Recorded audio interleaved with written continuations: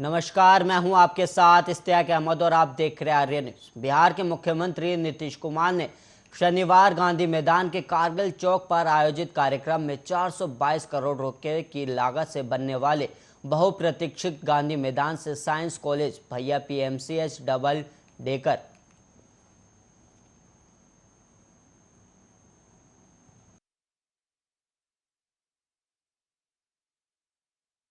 आह्वान पर मुजफ्फरनगर के जीआईसी मैदान में किसानों की अपार भीड़ उमड़ी है और वहीं कृषि कानून की वापसी की मांग को लेकर आयोजित महापंचायत में पश्चिम उत्तर प्रदेश समेत देश के दूसरे राज्यों के किसान पहुंचे हैं और वहीं इतनी भीड़ उमड़ पड़ी कि मैदान छोटा सा पड़ गया और सड़कों पर उमड़ी भीड़ से जाम की स्थिति है। और वहीं महापंचायत में सैकड़ों की संख्या में महिलाएं भी आई हैं और वहीं मंच पर नरेश टिकैत और राकेश टिकैत मंच पर मौजूद है। और वहीं किसान महापंचायत को धार देने पहुंचे भाकियू नेता राकेश टिकैत ने कहा, जब भारत सरकार हमें बातचीत के लिए आमंत्रित करेगी हम जाएंगे। जब तक सरकार हमारी मांगे पूरी नहीं होंगी तब तक किसानों का आंदोलन जारी रहेगा। और उन्होंने कहा कि आज़ादी के लिए 90 साल तक संघर्ष चला था, इसलिए मुझे नहीं पता कि यह आंदोलन कब तक चलेगा। और वहीं महापंचायत को लेकर कांग्रेस की उत्तर प्रदेश की प्रभारी महासचिव प्रियंका गांधी वाड्रा ने केंद्र के कृषि कानूनों को विरोध कर रहे किसानों के आंदोलन को सही ठहराते हुए रविवार को कहा कि किसान देश का गौरव है और उनकी बात जरूर सुननी चाहिए। और मुजफ्फरनगर में किसान महापंचायतों को लेकर यूपी एडीजी प्रशांत कुमार ने कहा, हमने सभी व्यवस्थाओं का जायजा लिया और पीएससी की करीब 25 कंपनियां और मेरिट जोन के तहत 20 अधिकारियों को तैनात किया गया है।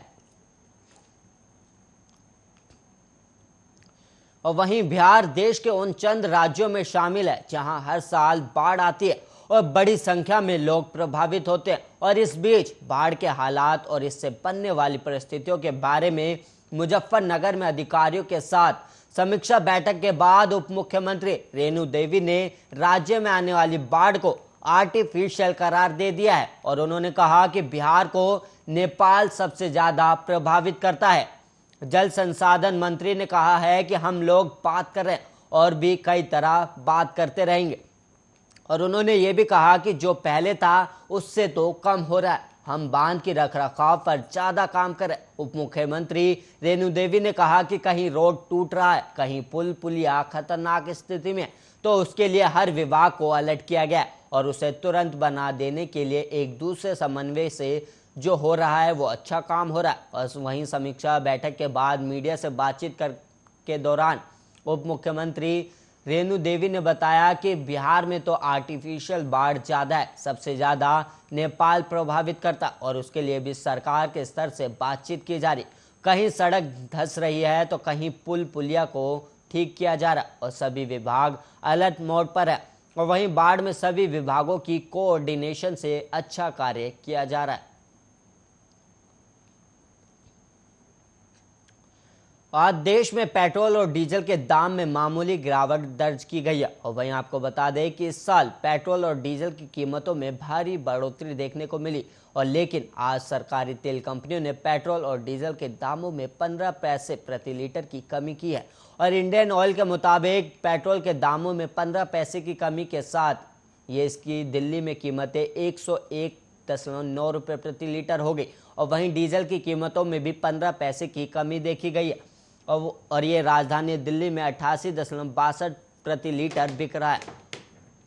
और वहीं आर्थिक राजधानी मुंबई में पेट्रोल की कीमतों में 13 पैसे की कमी देखने को मिली और ये 107.26 रुपये प्रति लीटर बिक रहा है। और वहीं डीजल 96 रुपये प्रति लीटर बिक रहा है। इसके अलावा बात करें कोलकाता की, तो कोलकाता में पेट्रोल 101 रुपये 62 पैसे प्रति लीटर बिक रहा है और जबकि डीजल 91 रुपये 71 पैसे प्रति लीटर बिक रहा है। और वहीं चेन्नई में पेट्रोल के दाम 98 रुपये 96 पैसे प्रति लीटर जबकि डीजल के 93 रुपये 26 पैसे प्रति लीटर पर बिक रहा है।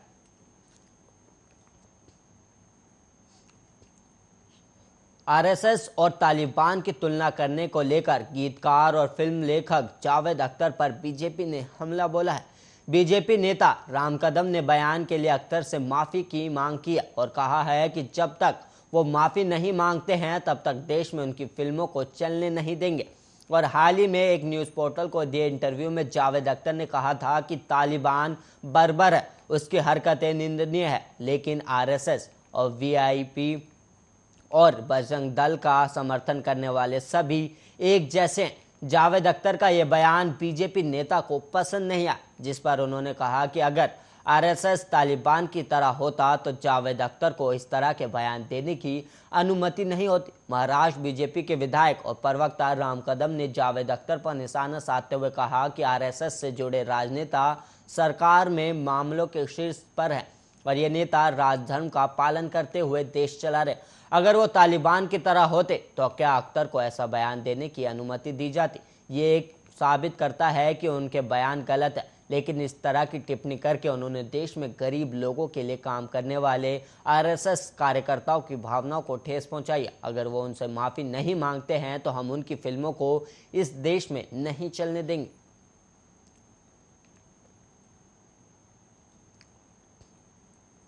टोक्यो पैरालंपिक में आज बैडमिंटन में भारत के पैरा एथलीटों ने शानदार प्रदर्शन किया और कृष्णा नागर ने पुरुष सिंगल्स के SH6 इवेंट में आज गोल्ड मेडल जीत इतिहास रच दिया है। और हांगकांग के चू मान काई के खिलाफ खेले गए इस फाइनल मुकाबले में नागर ने शुरुआत से ही शानदार खेल का प्रदर्शन किया और नागर ने 3 गेम के कड़े संघर्ष में गोल्ड मेडल अपने नाम किया और सेमीफाइनल में ग्रेट ब्रिटेन के क्रिस्टन कुम्बस को हराने वाले कृष्णा नागर को इस गोल्ड मैच में फेवरेट माना जा रहा था। और वर्ल्ड नंबर 2 नागर ने देशवासियों को निराशा भी नहीं किया और वहीं पहले गेम में शानदार शुरुआत की और हांगकांग के खिलाड़ी ने उन्हें कड़ी चुनौती दी और एक समय पहले गेम में नागर से पिछड़ गए थे। हालांकि इसके बाद नागर ने जबरदस्त वापसी करते हुए स्कोर 15-17 कर दिया और इसके बाद नागर ने लगातार 6 पॉइंट जीतते हुए पहला गेम अपने नाम कर लिया और साथ ही इस मैच में अपनी जगह बना ली और गोल्ड मेडल अपने नाम कर लिया।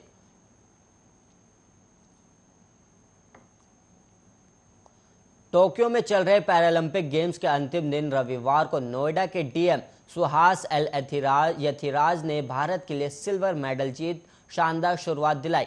और वहीं वर्ल्ड नंबर 3 सुहास आज बैडमिंटन के मेंस सिंगल्स में इवेंट के गोल्ड मेडल मैच में कड़े संघर्ष के बावजूद फ्रांस के एल माजूर से हार गए। हालांकि इस हार के बावजूद भी उन्होंने भारत के लिए पैरालंपिक गेम्स में इतिहास रच दिया है और इससे पहले कल खेले गए सेमीफाइनल मुकाबले में सुहास ने आसान जीत हासिल की थी।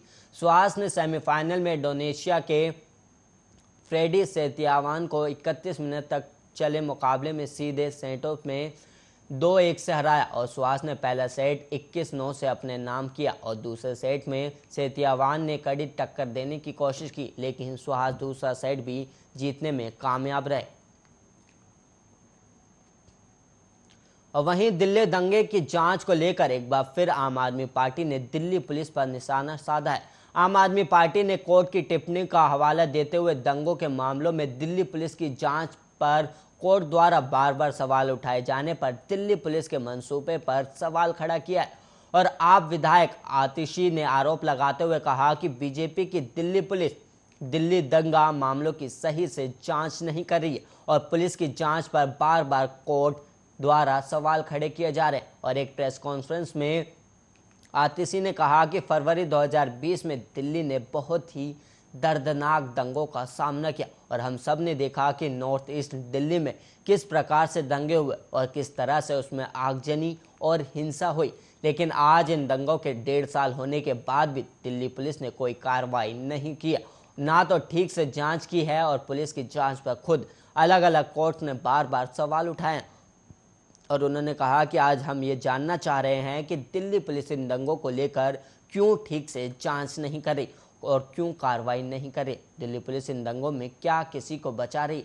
जिस दिन से इन दंगों के बाद कार्रवाई शुरू हुई है, बार बार हर स्तर के कोर्ट ने दिल्ली पुलिस की जांच पर सवाल उठाए हैं।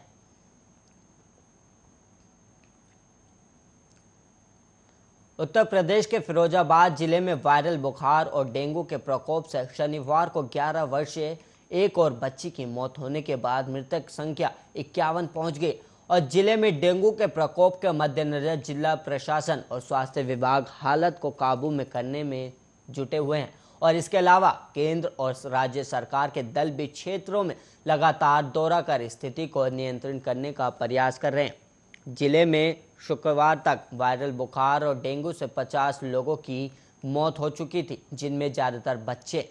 और वहीं यूपी शासन के प्रमुख सचिव आलोक कुमार शनिवार को फिरोजाबाद मेडिकल कॉलेज पहुंचे, जहां उन्होंने वार्डों में जाकर मरीजों का हाल जाना और इसके बाद वो सैलई प्राथमिक स्वास्थ्य केंद्र गए और प्रभावित क्षेत्र अब्बास नगर में असलम नामक व्यक्ति के घर गए, जहां बुखार से पीड़ित उनकी 8 वर्षीय हाशमी और 11 वर्षीय जीनत को मौके पर ही एम्बुलेंस बुलाकर मेडिकल कॉलेज भेजा गया।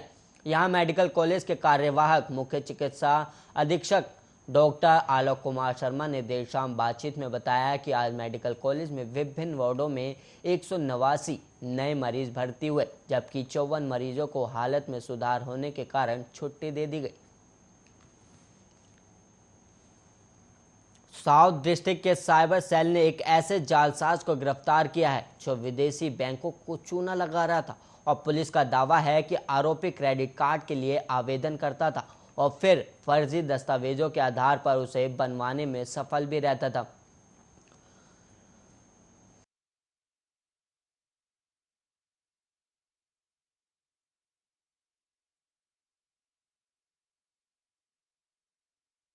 पहचान पत्र तैयार कराए गए क्रेडिट कार्ड से बैंकों को लाखों रुपए का चूना लगा रहा था। दिल्ली पुलिस का कहना है कि इस आरोपी के खिलाफ अमेरिकन एक्सप्रेस बैंक की तरफ से शिकायत मिली थी। फिलहाल पुलिस ने 15 लाख से ज़्यादा की ठगी का हिसाब किताब ढूंढ निकाला है और आरोपी के पास से एक MJ हेक्टेयर कार्ड भी बरामद की गई और वहीं जो उसने हाल ही में खरीदी थी। अमेरिकन एक्सप्रेस बैंक की तरफ से शिकायत मिली कि उनके बैंक से फर्जी पहचान पर 4 क्रेडिट कार्ड बनवाए गए और उन कार्ड से कम समय के अंदर ही लाखों रुपए की खरीदारी की गई। और बैंक ने यह भी बताया कि क्रेडिट कार्ड की पेमेंट के लिए फर्जी चेक दिए गए और बैंक ने यह भी बताया कि चारों कार्ड बनवाने के लिए ऑनलाइन आवेदन किया गया था। बैंकों को कुल 15,39,484 रुपये का चूना लगा और बैंक ने पुलिस को यह भी बताया कि कार्ड को पेट्रोल पंप पर स्वाइप कर उसके बदले रकम ली गई और फिलहाल FIR दर्ज कर साइबर सेल को जांच सौंप दी गई है। केरल के कोझिकोड जिले में इस साल 3 सितंबर को निपा वायरस का एक मामला सामने आया था और केरल की स्वास्थ्य मंत्री वीना जॉर्ज ने बताया कि निपा वायरस से संक्रमित पीड़ित 12 साल की बच्ची एक अस्पताल में इलाज के दौरान मौत हो गई है और वहीं पीड़ित लड़के के शरीर से नमूने लिए गए थे, जिन्हें पुणे के राष्ट्रीय विषाणु विज्ञान संस्थान भेजा गया था, जहां उनमें निपा वायरस की मौजूदगी की पुष्टि हुई थी। स्वास्थ्य मंत्री ने कहा कि दुर्भाग्य से लड़की की सुबह 5 बजे मौत होगी और बच्चे की हालत कल रात को बेहद नाजुक थी और हमने कल रात को कई दल बनाए थे और उन्होंने बच्चों के संपर्क में आए लोगों को खोजना शुरू कर दिया और बच्चे के संपर्क में आए लोगों को पृथक करने के लिए कदम उठाए गए। और वहीं केरल कोरोना महामारी से भी जूझ रहा है। पिछले 24 घंटे में 1,59,237 नमूनों की जांच के बाद शनिवार को 29,682 लोग कोरोना पॉजिटिव निकले और जांच में पॉजिटिविटी रेट 17.54% दर्ज किया गया। राज्य में एक्टिव मामले 2,50,065 है। राज्य में इस दौरान 142 लोगों ने कोविड के कारण दम तोड़ दिया और कुल मृत्यु दर बढ़कर 21,422 हो गई है।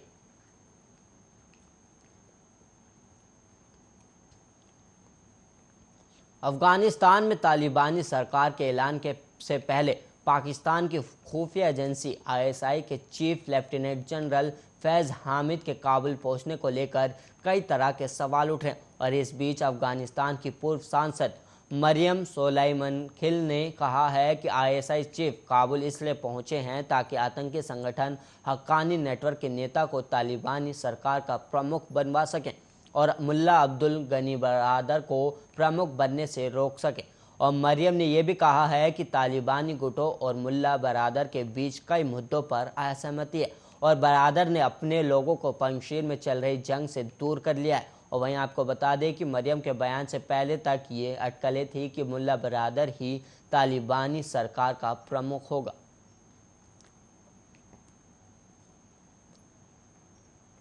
अमेरिका के राष्ट्रपति जो बाइडेन ने 11 सितंबर 2001 को हुए आतंकी हमले से संबंधित कुछ दस्तावेजों को गोपनीय सूची से हटाने का निर्देश दिया, सरकार का यह फैसला इस हमले के पीड़ित उन परिवारों के लिए मददगार साबित होगा जो सऊदी अरब सरकार के खिलाफ अपने आरोपों के संबंध में लंबे समय से रिकॉर्ड की मांग कर रहे हैं। और इस साल 11 सितंबर को इस आतंकी हमले के 20 साल पूरे होने वाले हैं, जिससे ठीक एक हफ्ते पहले राष्ट्रपति जो बाइडेन का ये आदेश आया। और वहीं आपको बता दें कि पिछले कई सालों से इस आतंकी हमले के पीड़ित परिवार इन दस्तावेजों को सार्वजनिक करने की मांग कर रहे थे, जिसको लेकर पीड़ितों के परिवार और सरकार के बीच टकराव भी चल रहा था।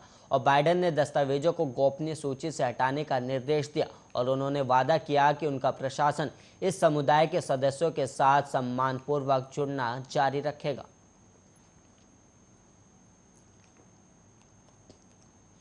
भारत में कोरोना संकट कायम है और तीसरी लहर के जल्द दस्तक देने का खतरा बना हुआ है। और वहीं आज रविवार सुबह स्वास्थ्य मंत्रालय की ओर से ताज़ा आंकड़ा जारी किया गया। मंत्रालय के अनुसार पिछले 24 घंटे में 42,766 नए कोरोना केस आए और इससे एक दिन पहले 42,618 मामले आए थे। और वहीं पिछले 24 घंटे में 308 लोगों की कोरोना के चलते मौत हो गई और वहीं 38,091 लोग कोरोना से ठीक भी हुए, यानी कि 4,367 एक्टिव केस बढ़ गए। देश में सबसे ज़्यादा कोरोना मामले रोजाना केरल में दर्ज हो रहे हैं। केरल में शनिवार को कोरोना वायरस संक्रमण के 29,682 नए मामले सामने आए। पिछले एक दिन में महामारी से 142 मरीजों की मौत हो गई और अब तक केरल में संक्रमण के 41,81,137 मामले सामने आ चुके हैं और वहीं मृतकों की संख्या 21,422 पर पहुंच गई है।